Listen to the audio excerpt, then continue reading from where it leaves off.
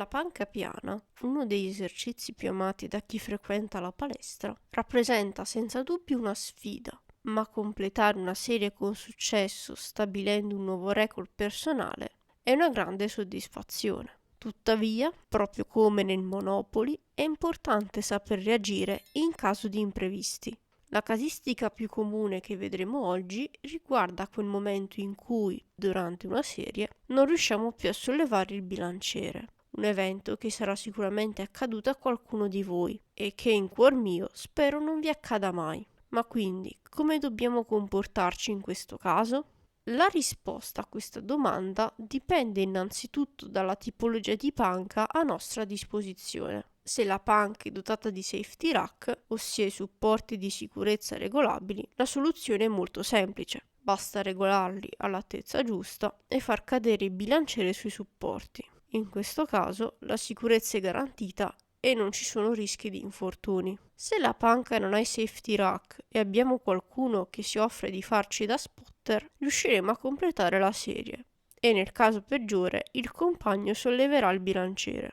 Infine, se la panca non ha i safety rack e siamo soli soletti, la situazione diventa più complessa. In questo caso dovremo eseguire la manovra del Roll of Shame. Quando non riusciamo a sollevare il bilanciere, quindi siamo bloccati in basso, la manovra più immediata è quella di far rotolare il bilanciere con attenzione, facendolo scivolare lungo il corpo fino a farlo cadere per terra. Tuttavia, sappiate che questa operazione non è priva di svantaggi. Per esperienza personale posso dirvi che non solo saremo esauriti fisicamente per aver fallito la serie, ma lo saremo anche mentalmente, al punto di aver bisogno di un recupero abbastanza lungo. Solitamente aspetto almeno 5 minuti dopo aver scaricato e ricaricato il bilanciere, prima di tentare un'altra serie. Pur rivelandosi un ottimo asso nella manica, il Roll of Shame può rivelarsi demoralizzante, soprattutto per chi ogni sessione cerca sempre di migliorare il proprio record personale e vantarsi con gli amici che non ha.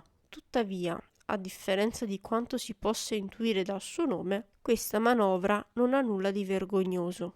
Sono dell'opinione che in palestra dovremmo imparare ad essere autonomi e responsabili del proprio allenamento. Lavorare in compagnia è sicuramente un'esperienza fantastica. Non posso negare che sarebbe un sogno spingere con un gruppo di gym bro, ma è anche importante essere indipendenti. Inoltre, dobbiamo considerare che non tutte le palestre hanno panche di ultima generazione o attrezzatura da powerlifting. Nonostante ciò, questo non deve rappresentare un motivo di discriminazione verso chi non può permettersi o non vuole investire in attrezzatura più costosa. L'importante è imparare a sfruttare al meglio quello che abbiamo a disposizione, adattandoci alle circostanze senza abbatterci.